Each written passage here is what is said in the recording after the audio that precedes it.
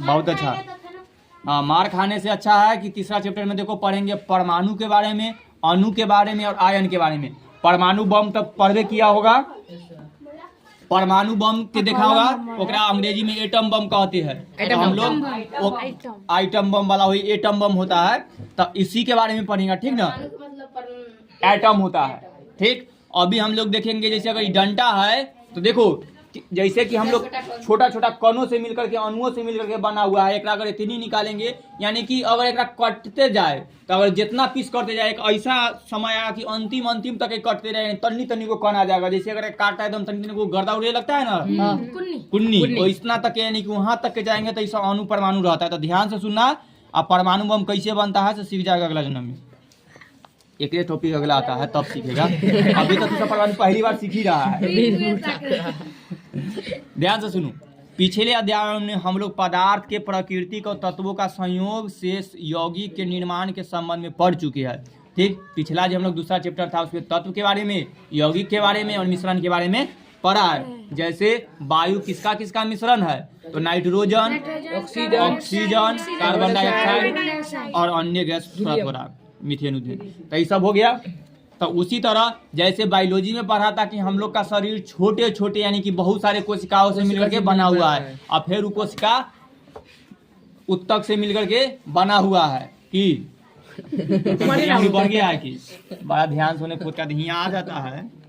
तो उसी तरह तो हम लोग के शरीर के बारे में पढ़े। अब हम लोग जानते हैं कि सब कुछ दुनिया में जो चीज जगह घेरता है, कुछ वजन होता है, उसका पदार्थ कहलाता है। तो डंडा भी एक पदार्थ है, आई में बहुत सारा चीज से मिलकर के बना हुआ है, तो ये सब क्या कहलाएगा, चोट लगता है। तो ये सब के बारे में हम लोग पढ़ेंगे, अणु और परमाणु के बारे में। तो तनका सानी देले है कि ध्यान से देखिए कि पिछले कक्षा में हम लोग तत्वों के बारे में पढ़े हैं। अब प्रश्न उठता है कि तत्व किस संयोग करके यौगिक बनाता है, कि यह तत्व लोग जो है जो क्या क्या मिलकर के बना है, क्या ऐसा करने से कुछ निश्चित नियम का पालन करते हैं। तो देखो कह रहा है, प्राचीन भारतीयों और ग्रीक दार्शनिकों का विश्वास था कि हमारे चारों तरफ फैली जलवायु फैली वस्तुएं 5 मूल तत्वों के संयोग से बना हुआ है। जैसे हम लोगों का भी शरीर ना 5 तत्व से मिलकर के बना हुआ है, जल, अग्नि, वायु, आकाश, आकाश के तो गगन कहते हैं, और मिट्टी जो धरती है,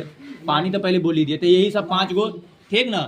तो यही सब से मिलकर के बना हुआ है। तो वस्तु 5 मूल तत्वों से, जितना वस्तु है ना अधिकतर इन 5 क्षितिज, अग्नि, जल, वायु और गगन का संयोग से बना हुआ है, ठीक। तो 5 को याद रखना।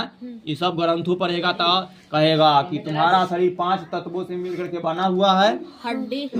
अगला देखो, भारतीय दार्शनिक कनाद, ये अपना भारत के वैज्ञानिक है यानी दार्शनिक है, के नाम क्या है, कनाद, ठीक ना।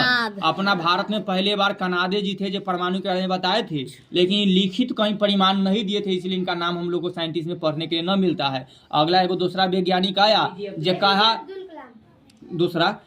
कि ऐसा कोई चीज होता है जो परमाणु, तो परमाणु के बारे में हम लोग ध्यान से सुनो आप। मत अनुसार सभी पदार्थ अत्यंत, देखो कनाद जी क्या कहे कि सभी पदार्थ अत्यंत सूक्ष्म, शाश्वत और अगोचर कण से बने हुए, यानी कि डंडा भी पदार्थ से सब मिलकर सब एकदम छोटे छोटे सूक्ष्म कण से मिलकर के बना हुआ है। शाश्वत और अगोचर कणों से बने होते हैं, जिन्हें परमाणुस कहते हैं, ठीक ना। संस्कृत में परम का अर्थ अंतिम और अणु का अर्थ कण होता है, ठीक। क्योंकि दार्शनिक संस्कृत के ज्ञाता थे, इसीलिए। और ध्यान से सुनो, तो परमाणु शब्द पहले दिए थे कनाद जी, जिसमें कहा था कि परम का अर्थ होता है अंतिम और अणु का अर्थ होता है कण, जिससे परमाणु का विभिन्न संयोग करके पदार्थ का निर्माण करते हैं। ग्रीक दार्शनिक डेमोक्रिटस और लूसिपस के भी ऐसे ही मत थे। तो अपना भारत के कनाद जी वो है कहे, लेकिन इसका लिखित परिणाम न दे रहे थे। फिर डेमोक्रिटस यानी कि जो ग्रीक वैज्ञानिक थे, लूसिपस, ये कह रहे थे इन लोगों के अंतिम कणों को एटोमस कहा। फिर अंतिम में यही लोग इसा ना खाली दूसरा भाषा में एटोमस कहा है, देखो एटम लिखा हुआ है ना, तो इसी को एटोमस कहा। तो तभी से इसका शब्द परमाणु को अंग्रेजी में एटम कहलाने लगा और एटम बन गया, जिसका ग्रीक भाषा में अविभाजित, यानी कि ऐसा छोटा कण कि आप इसको अंतिम करने पर फिर विभाजित न होगा, तो अविभाजित हो गया। पदार्थ के संबंध में उपयुक्त सभी दार्शनिक के विचार लगभग एक समान थे, अर्थात पदार्थ अति सूक्ष्म कणों के बने हुए थे। तो पदार्थ किसके बने होते हैं? तो अति सूक्ष्म कणों के, यानी कि जैसे कि बताया कि लकड़ी के हम चिड़ देते हैं तनी तनी दाना में बन जाता है, कुन्नी टाइप हो जाता है, एक ऐसा मिला करके फिर यही से मिल करके बना हुआ है।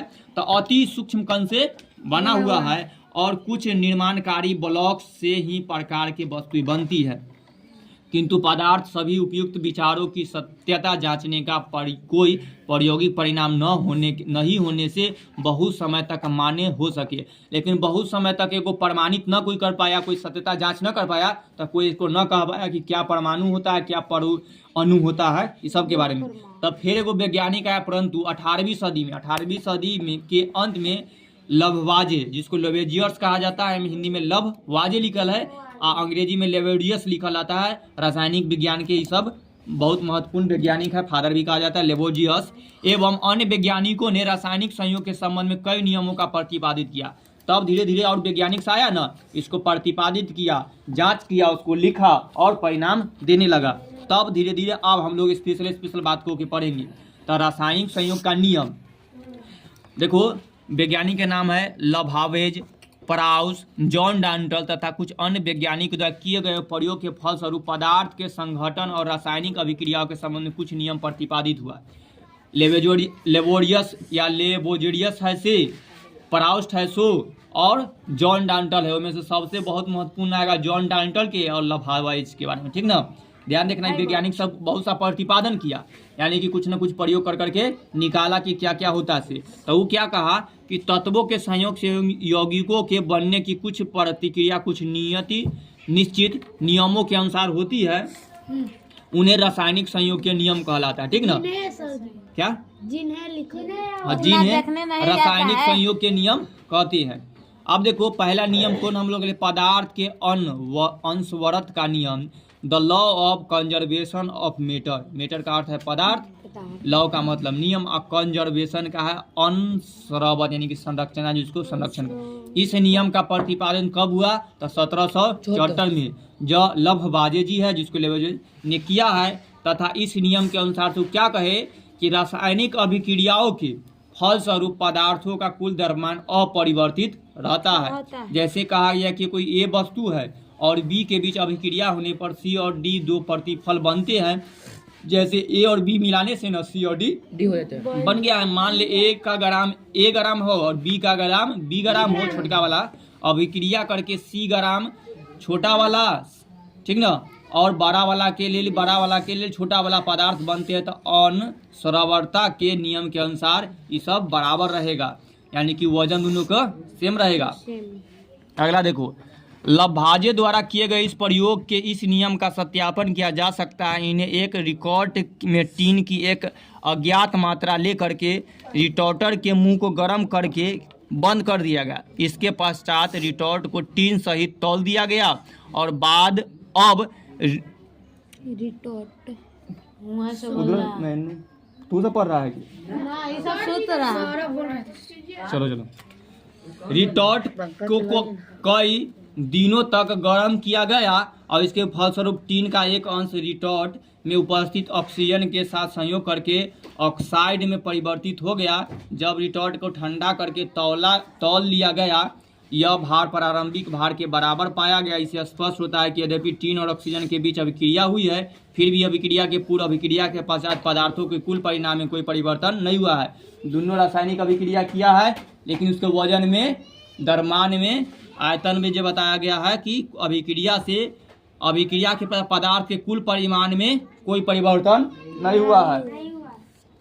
आदित्य जी, अतः इस प्रयोग से निष्कर्ष निकलता है कि रासायनिक अभिक्रिया के फलस्वरूप पदार्थ संरक्षित रहते हैं। तो रासायनिक अभिक्रिया के फलस्वरूप पदार्थ कैसे रहते हैं? संरक्षित, यानी कोई नष्ट नहीं होता है, खत्म नहीं होता है, यह नष्ट नहीं होता है। लिखना दिया। अगला देखो, क्रियाकलाप से ध्यान से देखना। कह रहा है कि दो परख नली को एक कांच क्या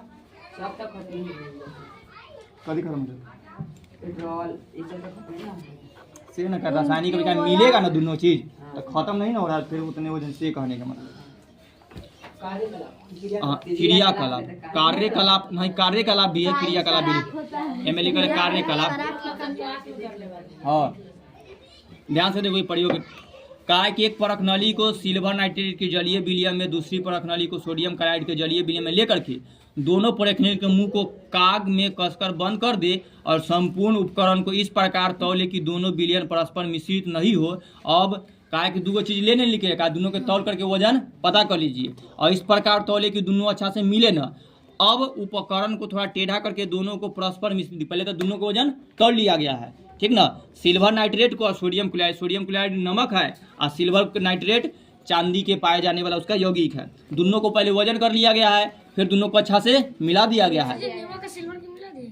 हाँ, दोनों विलियम के बीच अभिक्रिया के फलस्वरूप उपकरण के अंदर दही जैसा सफेद अवक्षेप बन जाता है। दोनों को मिला दिया ना था, झाग सन के लिक्विड बन गया दही तरह के, और पुनः जब दोनों को तौला गया तो दोनों का भार और अंतिम भार में कोई अंतर नहीं, यानी कि दोनों का वजन कितना था जैस के तैसे, यानी कि रासायनिक परिवर्तन होने से और क्रिया करने से दोनों के परिणाम में कोई परिवर्तन आया नहीं आया। जितना वजन था उतने, नमक के जितना ग्राम था से, अगर नमक 5 ग्राम था, सिल्वर नाइट्रेट 10 ग्राम था, तो दोनों मिलकर कितना होना चाहिए?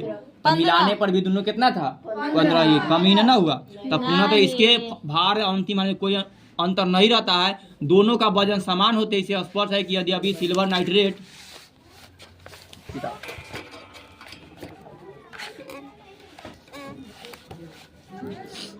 ये बोला कि दोनों सिल्वर नाइट्रेट और सोडियम क्लोराइड के बीच रासायनिक अभिक्रिया हुई है, फिर भी इनके कुल भार में अपरिवर्तित रहा। देखो एगो ट्यूब में रखा गया है विलियम AgNO3 सिल्वर नाइट्रेट, सूत्र याद रखना, सिल्वर नाइट्रेट का सूत्र क्या होता है? AgNO3 पावर इसको सोडियम NaCl, सोडियम क्लोराइड के तो जानबे करता है नमक NaCl होता है। अब अगला नियम देखो, निश्चित अनुपात का नियम। अगला वैज्ञानिक आया, देखो पहलुका वैज्ञानिक थे लभाजवे जी थे दे दिए, दूसरा पराउस्ट वैज्ञानिक आए, वो क्या कहे कि यह नियम दिए निश्चित अनुपात का नियम। इस नियम का प्रतिपादन 1789 में पराउस्ट ने किया था। इस नियम के अनुसार किसी रासायनिक यौगिक के सभी शुद्ध नमूनों में एक ही प्रकार के तत्व भर के विचार से हमेशा एक निश्चित अनुपात में परस्पर संयुक्त करते रहते हैं। दोनों को मिला देगा तो अनुपात कितना रहेगा? जैस के तैसो रहेगा, निश्चित अनुपात में परस्पर संयुक्त। जैसे देखो बोला है कि जल हाइड्रोजन और ऑक्सीजन का एक यौगिक है। जल हाइड्रोजन और ऑक्सीजन का एक यौगिक है। जानते हैं जल में क्या किसका किसका यौगिक है? Hydrogen oxygen. बस यह विभिन्न स्रोतों से जल कहाँ से मिल सकता है? नदी में, समुद्र में, कुआं में से प्राप्त किया जाता है तथा इसे प्रयोगशाला में भी संश्लेषित किया जा सकता है। संश्लेषित का अर्थ बनाया जा सकता है। तो अभी भी थोड़ा सा नियम है, तनी हार्ड है कि पानी को प्रयोगशाला में बनाया जा सकता है। हम किसी भी स्रोत से जल प्राप्त करें, सादा पाएंगे कि भार के विचार से उसके 6 भाग में 1 भाग हाइड्रोजन और 8 भाग ऑक्सीजन है। तो अगर हम लोग पानी के देखते हैं तो पानी किसका किसका मिश्रण है? यौगिक है। तो इसमें तो ओ में जब देखते हैं तो 1 भाग रहता है हाइड्रोजन और 8 भाग रहता है अगर उसका वजन अगर भाग किए ना तो अगर 9 भाग टोटल हुआ तो में से 1 भाग रहेगा हाइड्रोजन और 8 भाग रहेगा ऑक्सीजन। अतः जल के हाइड्रोजन ऑक्सीजन का यह अनुपात सदैव निश्चित रहता है। ठीक, तो एक अनुपात ध्यान से देखना, आगे हम लोग के है। और उसी तरह अगर कार्बन डाइऑक्साइड और ऑक्सीजन का एक यौगिक मिलाया जाए तो कार्बन डाइऑक्साइड चाहे किसी भी माध्यम से प्राप्त किया जाए तो हम पाएंगे कि भार के विचार से उसकी अगर 11 भाग हमेशा, अगर 11 भाग हो गया तो हमेशा में से 3 भाग कार्बन रहेगा और 8 भाग ऑक्सीजन रहेगा। यह अनुपात कार्बन डाइऑक्साइड में बने विधि से निर्भर नहीं करता है, स्रोत पर निर्भर नहीं करता है। इसी प्रकार रासायनिक यौगिक का संगठन निश्चित रहता है। अगला देखो, उपयुक्त नियमों के व्याख्या करने के लिए वैज्ञानिक सफल नहीं हुए। ठीक ना, इस सब को लेकिन और सब वैज्ञानिक और अच्छा से डिटेल में नहीं बता पाए तो इस सबको फेल मान दिया गया। किंतु इस समस्या का समाधान इंग्लैंड के एक स्कूल शिक्षक डॉन डाल्टन ने किया। ठीक, तो सब वैज्ञानिक लोग फेल हो रहे थे। हाँ, तब वो 2 वैज्ञानिक बता दिए, लेकिन तनी मनी कहीं ना कुछ गड़बड़ी था, कोई पूछता था तो जवाब सब नहीं दे पाते थे, फेल हो गए। तब एगो वैज्ञानिक आए, कहाँ के? इंग्लैंड के। एगो स्कूल के मतलब कि टीचर थे, केमिस्ट्री पढ़ा रहा थे, केमिस्ट्री तब तक की बातें नहीं था, मतलब साइंस के बारे में अगर शिक्षक थे, नाम था जॉन डाल्टन। जन्म हुआ था 1766 में और 1844 में शपथ लिया था, मर गया था। तो इससे हम लोग को तभी बताए थे कि जॉन डाल्टन के बात याद रखना क्या कि परमाणु अणु और इस सब के बारे में डाल्टन के बहुत सारा पढ़ेगा। जैसे न्यूटन के बारे में बहुत सारा पढ़ा है ना, उसी तरह में डाल्टन के बारे में बहुत पढ़ेगा। याद देखना, सर्वप्रथम 1801 में डाल्टन ने परमाणु की संरचना संबंधी एक नियम का प्रतिपादन किया। कब? 1801 में। देखो ना, बगल बहुत सारा टॉपिक है, बहुत सारा पढ़ेंगे। अब फिर ये भी फेल हो गए थे कुछ बात में, कुछ बात ही बता दिए थे और कुछ बात ये भी नहीं बता पाए थे परमाणु के बारे में, तो फिर आगे पढ़ेंगे। तो डाल्टन ने एक नियम दिया था, उस नियम को कहलाए जिसे डाल्टन का परमाणु सिद्धांत कहा। क्या नाम था? डाल्टन का परमाणु सिद्धांत, अंग्रेजी में डाल्टन एटॉमिक थ्योरी कहते हैं। इस सिद्धांत का सहायता से पदार्थ के अनस्वरता के नियम और निश्चित अनुपात के नियम को स्पष्ट व्याख्या है। तो ये दोनों वैज्ञानिक जो बताया ना, उनमें और डिटेल में वैज्ञानिक अच्छा से बता दिया। सुनो क्या क्या बताया इसे और क्या क्या गुण, और उसके बाद क्या क्या नहीं बता पाए से क्या क्या दोष हम लोग में पढ़ेंगे। तो फिर एक और वैज्ञानिक आएगा से और ठीक कर देगा।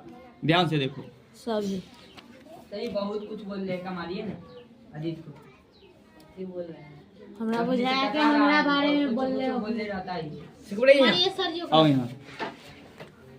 यहाँ बैठो एक बार, सर के पास मार दिया पानी। जाओ जाओ। अच्छा सुनी को दीवार गिरा देगा तुम। पंखा चालू कर ना भी। अच्छा रे जल्दी आओ, चलो सुनो अगला। चालू कर भाई, आई हाँ इसको ना करवाते हैं, बहुत तनका देता है।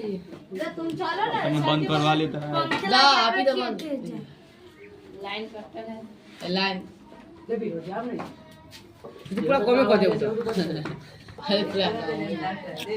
चुपचाप आके पूरे फूल पूरा फूल लगावे पहले ये क्या बोलेंगे हवा ना हो आगे बैठो शांत से सुनो।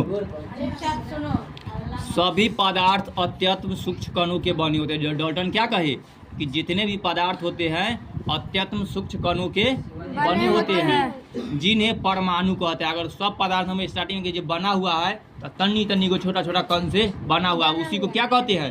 परमाणु कहते हैं। और ये परमाणु खंडित नहीं किया जा सकता है। क्या कहे कि इसको हम लोग खंडित नहीं कर सकते हैं, ठीक ना।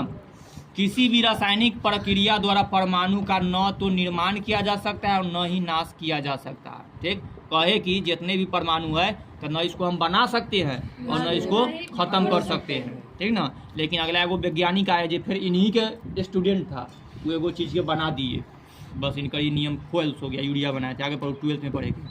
किसी तत्व के सभी परमाणु समान होते हैं, अर्थात किसी तत्व के सभी परमाणुओं के आकार, द्रव्यमान, रासायनिक गुण आदि सदृश होते हैं, ठीक, यानी दिखाई देंगे।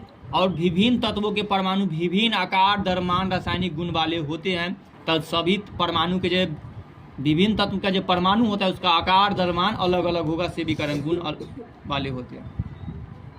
रासायनिक संयोग में दो या अधिक तत्वों के परमाणु परस्पर संयोग करके यौगिक बनाते हैं। जो भी मिलता है अच्छा से देखो। अगला कि रासायनिक संयोग में विभिन्न तत्वों के परमाणु सरल संख्याकित अनुपात, जैसे 1:1 में रह सकता है, कभी 1:2 में, कभी 2:3 में संयोग करते हैं।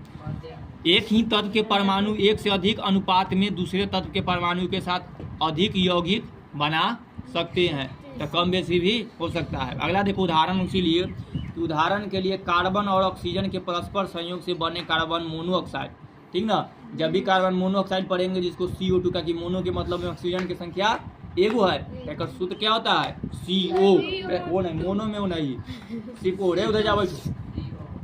तो कार्बन मोनोऑक्साइड देखेंगे तो में CO, अब कार्बन का एक परमाणु ऑक्सीजन के एक परमाणु के साथ संयोग किया है, बोला ना। कार्बन के परमाणु कितना है? एगो, और ऑक्सीजन नहीं, एक एगो है। और ऑक्सीजन के भी कितने अणु है? परमाणु की संख्या एगो। लेकिन वही जब कि अगर दूसरा सूत्र हम देखते हैं कार्बन डाइऑक्साइड, इसका क्या लिखते हैं? CO2। इसमें कार्बन तो एगो है कार्बन, लेकिन ऑक्सीजन 2 परमाणु के साथ संयोग किया, इसीलिए ऑक्सीजन के साथ 2 लगा है। ध्यान से पढ़ेगा तो 10वें में इसका बहुत सारा हम लोग को रासायनिक समीकरण बनाने के लिए रहता है संतुलित, तो एक में नंबर लगाना होता है कि इसमें कितने यौगिक है, ऑक्सीजन की संख्या कितना है, कार्बन की संख्या कितना है। अभी कार्बन डाइऑक्साइड में ऑक्सीजन की संख्या कितना है? दूगो।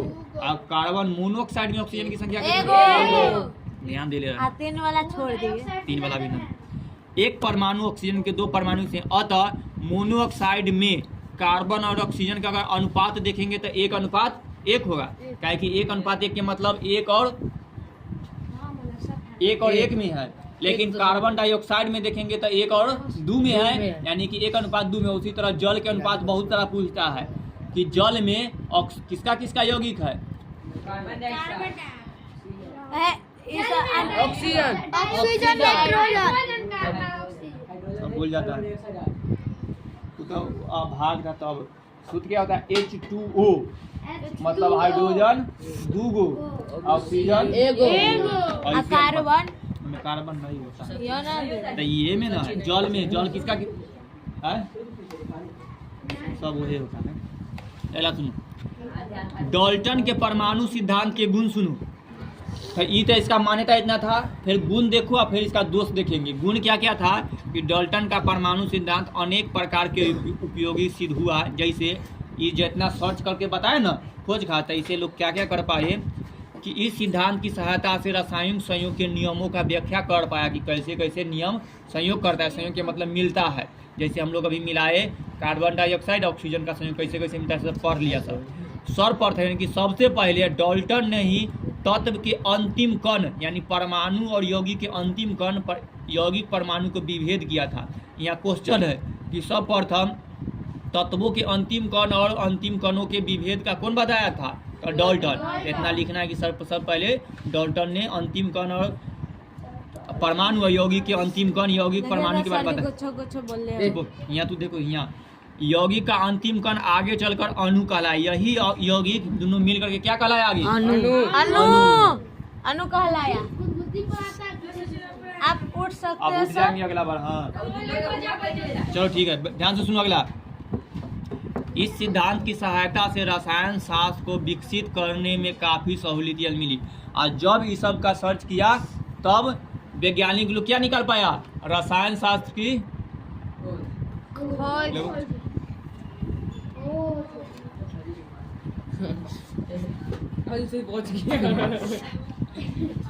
अब देखो इतना गुण था जेकरा वजह से ये सब अच्छा गुण था, जेकरा वजह से क्या कर पाए? अगला जितना वैज्ञानिक था ना रासायनिक शास्त्र के बारे में अच्छा से कर पाए। और इसीलिए ये रसायन शास्त्र को तब से विकसित हुआ, तब से केमिस्ट्री बनना शुरू हो गया। तो देखो सबसे पहले वैज्ञानिक एगो हम लोग पढ़े लेबोरियस के बारे में, लवाजबे लिखा हुआ था से, और दूसरा वैज्ञानिक का सबसे महत्वपूर्ण कौन था? डाल्टन। ये दोनों मिलकर के नाम आता है, फादर में काउंट आने लगता है, लेकिन आगे पढ़ते हैं। चलो, डाल्टन के परमाणु सिद्धांत में कुछ दोष, अगर कोई कुछ के बताया है ये दुनिया में कोई नहीं जानता था तो इतना चीज अच्छा बताए। फिर आगे वैज्ञानिक सर्च किया ना और सब देखा कि ना डाल्टन साहब जितना बताए ना तनी मनी गड़बड़ी है। तो क्या क्या गड़बड़ी है से देखो। वो कुछ कहे लेकिन आगे चल कर सिद्ध नहीं हो पाया। जैसे कहे डाल्टन परमाणु के दोष निम्नलिखित है। डाल्टन साहब कहे कि डाल्टन के परमाणु सिद्धांत के अनुसार परमाणु को खंडित नहीं किया जा सकता। हम बगल में पढ़े थे कि सभी पदार्थ अत्यंत सूक्ष्म कणों के बने होते हैं जिन्हें परमाणु कहते हैं और ये परमाणु खंडित नहीं किए जा सकते, बोले थे ना नियम में। लेकिन क्या कहा गया? अगला वैज्ञानिक आया ना तो वो देखा कि कहे है क्या कि परमाणु को खंडित न किया जाता है, वो अविभाज्य है। किंतु जब एक प्रमाणित हो चुका था कि परमाणु भी छोटे छोटे कणों जैसे इलेक्ट्रॉन, प्रोटॉन, न्यूट्रॉन आदि में तोड़ा जा सकता है। लेकिन फिर आगे जाकर देखा ना तो अगला वैज्ञानिक से देखे कि परमाणु के नाभिक में भी 3 गो तत्व होते हैं, यानी कि उसको और खंडित किया जा सकता है। आगे चलते हुए दूसरा नाभिक सब बोलेगा, हमारे से बोला गया गलती से, अभी हार्ड टॉपिक पे ना। मतलब कि परमाणु के नाभिक में भी 3 गो तत्व स्वतंत्र रूप से घूमते रहते। नाम देखो, इलेक्ट्रॉन, प्रोटॉन और न्यूट्रॉन, ठीक ना। इनमें से एगो निगेटिव होता है, एगो पॉजिटिव होता है और एगो पर कोई चार्ज नहीं होता है। न्यूट्रॉन पर इन रहता है, यानी कि ना प्लस ना माइनस रहता है, ठीक। आगे तीनों के बारे में ध्यान से पढ़ेगा 10th में और 11th में। फिर न्यूट्रॉन, प्रोटॉन और 12th के ध्यान से पढ़ेगा होता है, ध्यान से सुनेना। तो डाल्टन क्या बताए कि परमाणु को खंडित नहीं किया जा सकता। लेकिन आगे वैज्ञानिक सब आए तो देखे कि परमाणु को तो और छोटा छोटा खंड में टुकड़ा कर देते, कहने तो और देखे तो निकला है इलेक्ट्रॉन मिला, प्रोटॉन मिला, न्यूट्रॉन मिला, और तोड़ सकते हैं।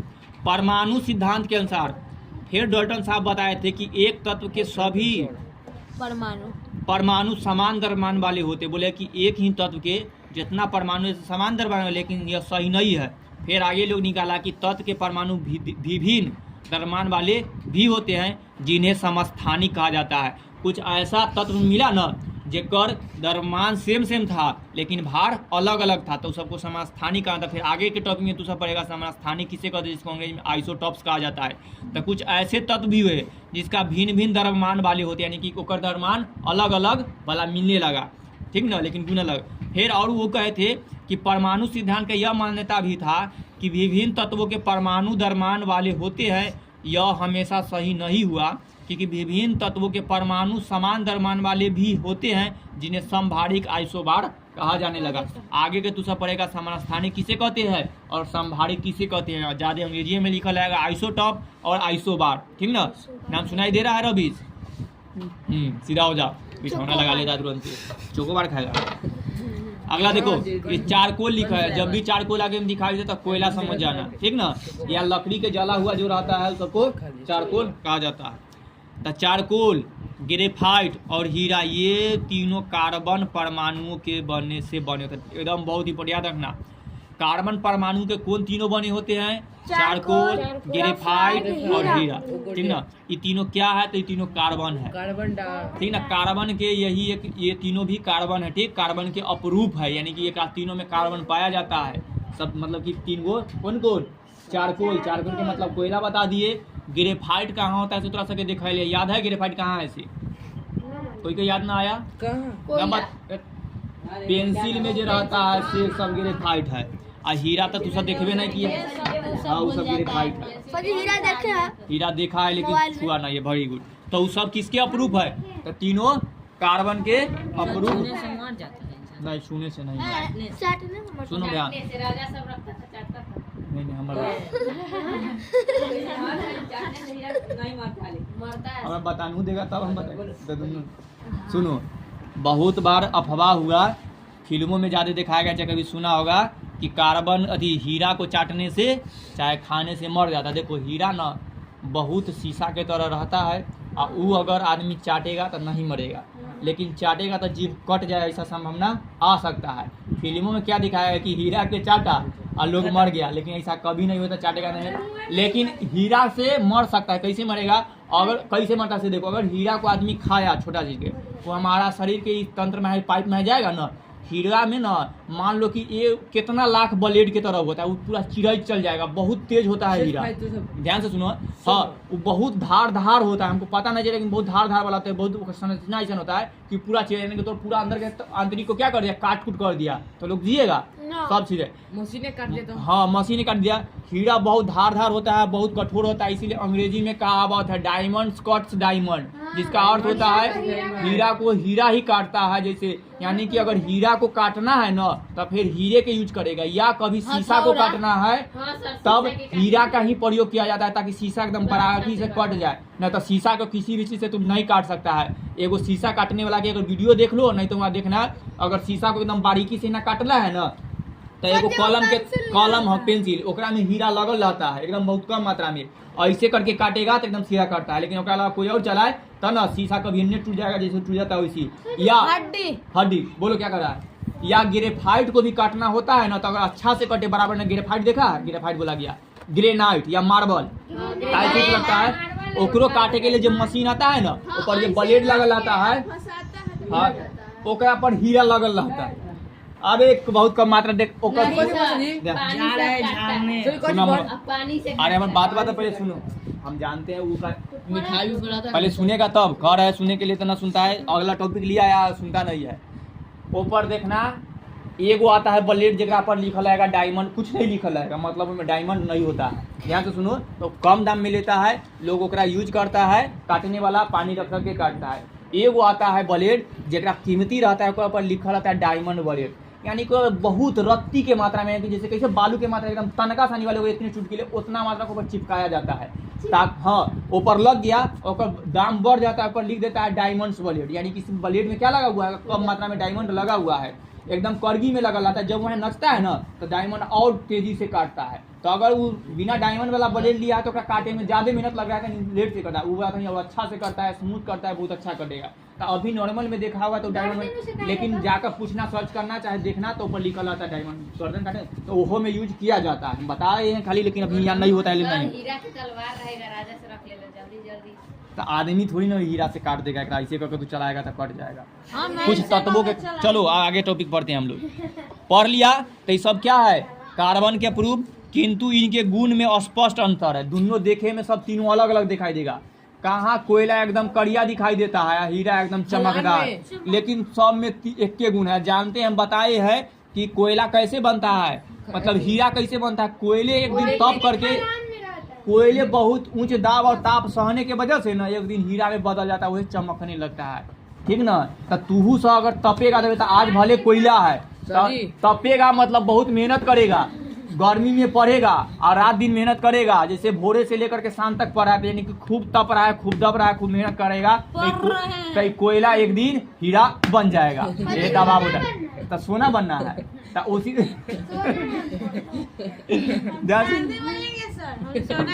समझ गया। चांदी बनेगा, चांदी। तो हीरा भी कैसे बनता है देखना लिया। कोयले एक दिन हीरा बनता है, क्यों?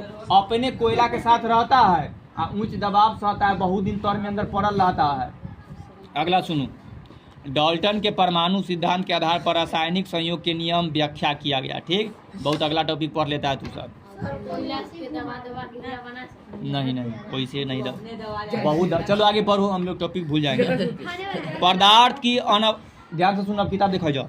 पदार्थ की अनसरवरता का नियम, डाल्टन के परमाणु सिद्धांत के अनुसार परमाणु का नाश नहीं होता। ठीक ना, डाल्टन साहब कहे थे परमाणु सिद्धांत में कि कोई भी परमाणु को नष्ट नहीं किया जा सकता, यानी उसको हम खत्म नहीं कर सकते।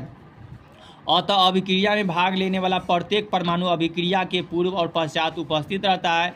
चूँकि प्रत्येक परमाणु का द्रव्यमान निश्चित होता, अतः पदार्थ की कुल द्रव्यमान अभिक्रिया के पूर्व और पश्चात समान रहता है। अभी हम ग्रेफाइट के हीरा के बारे में पहले बता दिए थे कि उनमें से 10वां में पूछता है कि कार्बन के अप्रूप इनमें से कौन नहीं है। 3 गो ऑप्शन ही दे रहेगा, एक बार कोई दे देगा तो तीनों जान लेना। ठीक ना, हीरा किसके अप्रूप है, काटने के लिए उपयोग किया जाएगा। ठीक ना, तो इस सब में हीरा के और ग्रेफाइट के बारे में शीशा काट, हमको याद है कि तुझे न लगे कि फालतू। हाँ, ओकरा में पूर्ण आंतरिक पर 12th में पड़ेगा, में जब लाइट जाता है ना तो वह में फसल रह जाता है, तो ये में लाइटों में उदे बार जाते रहता है, बहुत चमकदार लगता है। चलो, अनार में लाइट जाना चाहिए, बोलते हैं ना, जो उसका कटिंग ऐसा होता है। हाँ, ओकरा और जितना कटिंग काटेगा ना वो और ज्यादा महंगा होता है और वो ज्यादा चमकने लगता है। थोड़ा भी गलती कट गया ना तो नहीं चमकेगा। हाँ, ओकरा क्या वो है सा क्रिस्टल पार्ट। चलो हम लोग पढ़ेंगे, फिर कभी बता देंगे। सर जी एक सेकंड, अरे देखो नौ कितना वो है, मैं जाकर हीरा लगवा लेना रे। सुनो, निश्चित अनुपात का नियम, डाल्टन के परमाणु सिद्धांत के अनुसार किसी भी तत्व के सभी परमाणु समान द्रव्यमान वाले होते हैं। ठीक ना, डाल्टन क्या कहे कि परमाणु सिद्धांत के अनुसार किसी भी तत्व के परमाणु समान द्रव्यमान वाले होते हैं और ये सरल सांख्यिकीय अनुपात में संयोग करके यौगिक परमाणु बनाते हैं। अतः किसी यौगिक परमाणु में तत्वों के द्रव्यमान का अनुपात भी निश्चित होता है।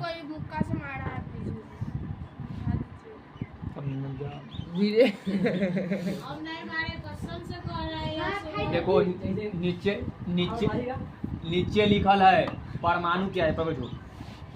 तो परमाणु क्या परिभाषा ध्यान से सुनो। परमाणु किसे कहते हैं?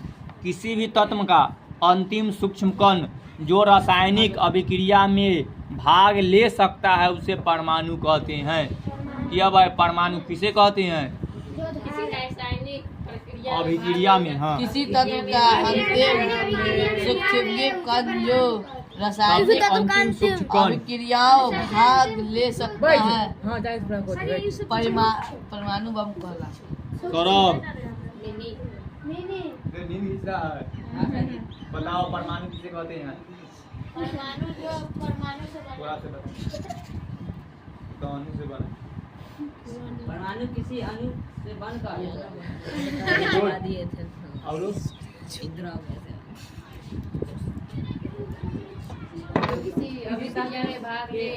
ध्यान से सुनो, किसी भी तत्व का, देखो परमाणु किसे कहते हैं, ध्यान से सुनो, वो अभी बोलो नहीं, किसी भी तत्व का यानी कि कोई तत्व है उसका सबसे अंतिम सूक्ष्म कण, जैसे लकड़ी के एकदम सबसे छोटा सा गर्दा मिलाए,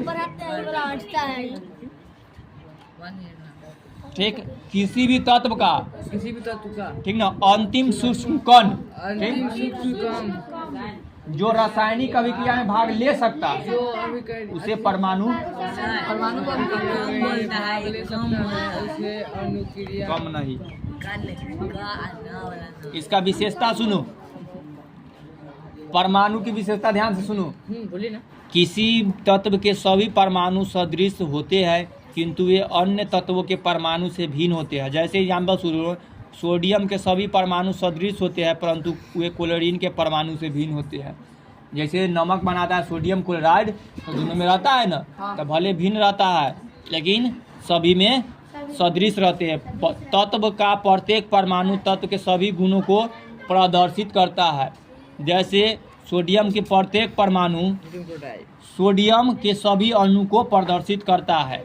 परमाणु का आकार देखो कितना से कितना छोटा हो सकता है, 10-15। परमाणु अत्यंत सूक्ष्म एवं गोलीय कण होता है, ठीक ना, एकदम छोटा, इसे साधारण माइक्रोस्कोप से देखना संभव नहीं है, यानी कि इतना छोटा से छोटा जिसको हम देख ना सकते। लकड़ी के इतना छोटा छोटा टुकड़ा कर दो कि नंगी आंखों से तुम देख ना सकता है, माइक्रोस्कोप से नहीं देख, ठीक ना, इतना छोटा कुंडी का तो तू देख रहा है ना, खुली आंख से नहीं देख सकते। माइक्रो एक कुन्नी को 10 खुली आँख के मतलब कि तू ये आँख से देखा, चश्मा लगा दिया देखो कोई और आँख का। मतलब अगला सुनो, सब 4 को आंख पहनता है, होगा ना कि मतलब वो सब महादेव का है। वह सर ऊपर ऐसे खींचेगा ये है। बजे दो आगे सुनो, ध्यान से सुनो, परमाणु का व्यास लगभग 10 के पावर -15 मीटर होता है। तो परमाणु का व्यास कितना, तो याद रखना है 10 के -15।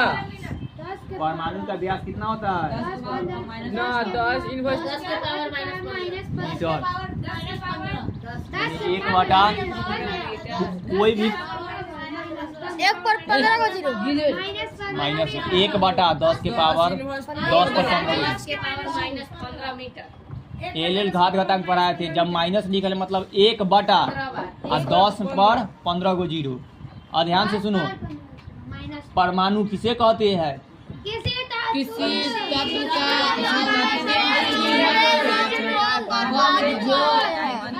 रासायनिक अभिक्रिया भाग से भाग ले सकता है, परमाणु बम नहीं करता। परमाणु अगला देखो, यह इतना छोटा होता है कि हजारों परमाणु के समूह को भी नहीं देखा जा सकता है।